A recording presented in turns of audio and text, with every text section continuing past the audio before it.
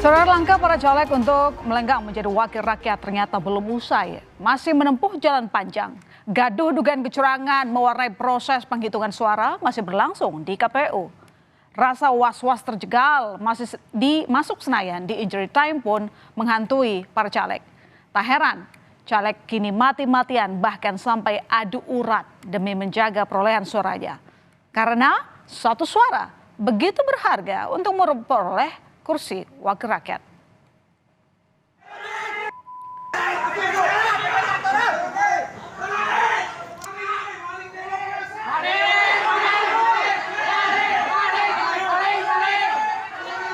Ya, seperti yang terjadi di Bekasi, Jawa Barat, rapat pleno rekapitulasi pemilu 2024 yang digelar KPUD Kabupaten Bekasi di salah satu hotel di Cikarang Selatan berlangsung ricuh.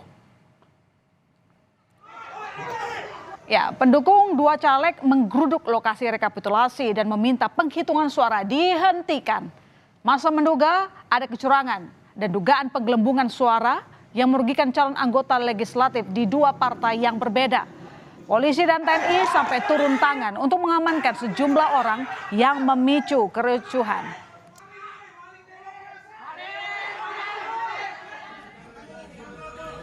Kericuhan juga terjadi di rapat pleno rekapitulasi suara di kantor Kepala Desa Danau Indah, Cikarang Barat, Kabupaten Bekasi, Rabu sore.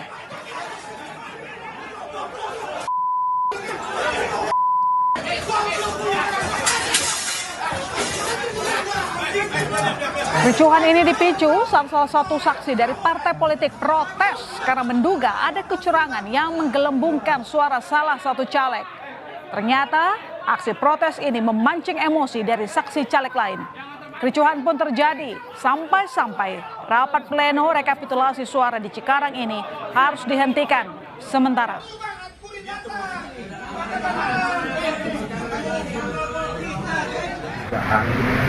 Kecurangan yang dilakukan oleh tadi dugaan ya, karena juga informasinya nggak jelas hasil, karena secara resmi ke laporan ke Panwas juga belum masuk, hanya ada lewat WA kata-kata itu. Nah kami juga ya keberatan kalau ini dilanjutkan. Ribut-ribut soal penghitungan suara tak hanya ke antar caleg dari beda partai. Namun caleg yang masih satu partai pun bisa juga ikut ribut gara-gara suara. Seperti yang terjadi di rapat konsolidasi PDIP Kecamatan Weru, Sukoharjo, Jawa Tengah.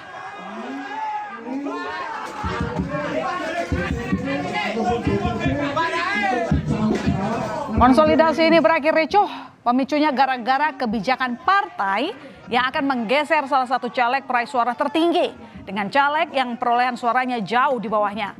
Kebijakan ini membuat ratusan kader PDIP kecewa. Menurut mereka menuntut agar caleg suara terbanyak yang dilantik.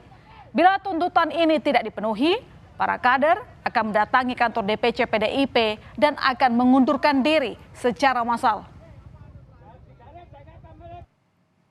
Kami hanya menuntut, kami hanya ingin Mbak Tiwi ataupun Nari Satu itu dilantik menjadi anggota Dewan sesuai dengan PKPU nomor 5 2024 pasalnya 51 tentang penentuan anggota Dewan dengan suara terbanyak sesuai MK. Ya, lain cerita dengan caleg DPRD Provinsi Jawa Timur asal Kepulauan Kangean dari Partai Gelora. Muhammad Sadi meluapkan emosinya kepada panitia pemilih Kecamatan Kanganyan, Sumeneb, Jawa Timur karena perolehan suaranya hilang. Ia mengaku ada sekitar 750 suaranya hilang. Sadi pun memprotes mengapa hasil rekapitulasi menyatakan ia tidak memperoleh suara sama sekali. Sementara itu, Komisioner KPU Sumeneb menyatakan sesuai regulasi perolehan suara yang dibacakan dari hasil PPK dianggap sah dan final. Jika ada caleg yang komplain, caleg diminta untuk mengisi form keberatan untuk disampaikan saat rekapitulasi tingkat provinsi Jawa Timur. Saya juga heran, nyampainya di kabupaten heran. Karena saya juga punya mertua, saya di Kangayan. Terus saudara-saudara Kangayan, pesantren kami juga di Kangayan. Terus C1-nya gimana? Di C1-nya terisi. Terisi C1-nya. Ternyata di hasil 0. Tidak ada suara sama sekali untuk provinsi. Saya caleg juga.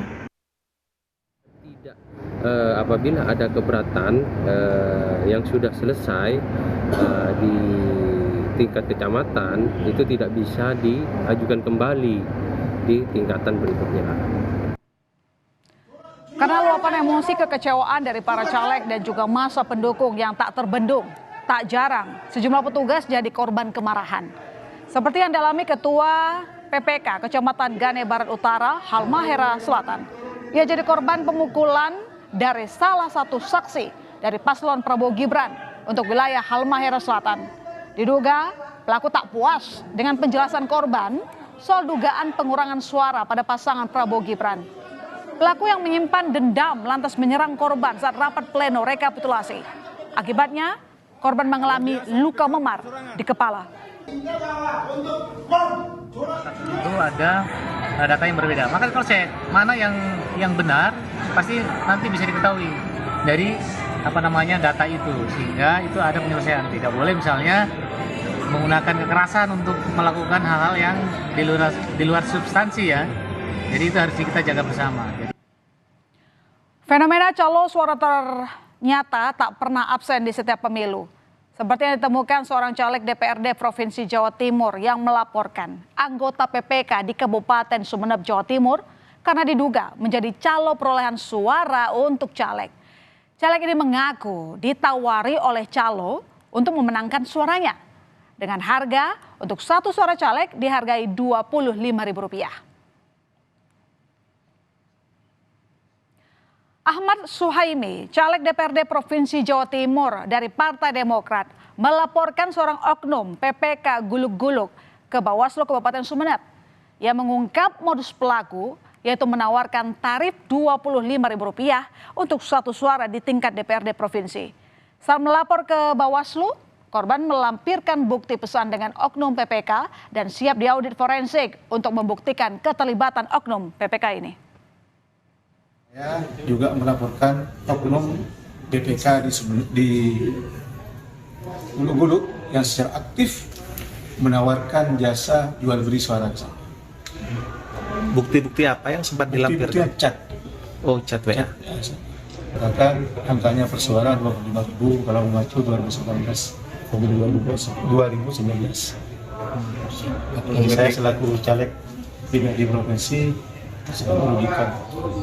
saya merasa dirugikan dengan semua ini.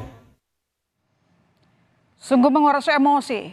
Pertarungan berebut suara rakyat rupanya menimbulkan dampak tersendiri bagi para caleg, bahkan tim suksesnya yang tampaknya kemungkinan belum berhasil. Banyak politisi atau calon legislatif yang tidak memperoleh suara yang cukup, akhirnya berakhir pilu karena mengalami masalah kesehatan fisik ataupun mental. Ya, seperti cerita dari caleg di Banyuwangi, Jawa Timur, diduga karena perolehan suaranya tidak sesuai target. Seorang caleg di Banyuwangi, Jawa Timur ini menarik kembali bantuan paving block yang sudah diberikan kepada warga.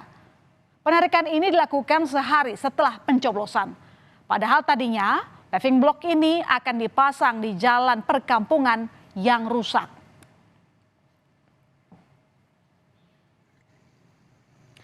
Nah, kalau yang ini bukan menimpa calegnya, melainkan seorang tim sukses dari caleg dari salah satu partai di Kabupaten Cirebon, Jawa Barat. Ia mengalami depresi dan tak berhenti meracau, serta meminta calon anggota legislatif DPRD Kota Cirebon yang dijagokannya segera dilantik. Guncangan yang dialami salah satu tim sukses itu bukanlah tanpa sebab. Lantaran ia sudah menjual 2 sepeda motor dan tanah miliknya untuk modal memenangkan calon yang dijagokannya. Ya saudara, dari penelitian dilakukan tim Kompas ID, rata-rata ongkos politik yang harus dirogoh para caleg untuk menembus Senayan bisa mencapai sekitar 10 hingga 20 miliar rupiah. Fantastis bukan? Sedangkan gaji dan tunjangan yang diterima anggota DPR itu sekitar 50 sampai 60 juta rupiah per bulan. Angka ini tidak cukup untuk menutup ongkos politik yang sudah dikeluarkan. Padahal uang bermiliar-miliar rupiah yang dirogoh para caleg untuk ongkos politik belum bisa menjamin lolos mendapat kursi wakil rakyat. Dan hasil berujung itu tadi, fenomena caleg yang depresi. Sudah kejam, mahal pula ongkosnya. Tapi tetap saja kok, saat tahun politik tiba, pendaftaran caleg selalu ramai peminatnya. Ya, menjadi wakil rakyat memang jadi salah satu cara untuk bisa membantu masyarakat. Semoga jika nantinya terpilih menempati kursi wakil rakyat, para anggota dewan ini bisa amanah dan dengan cara terhormat.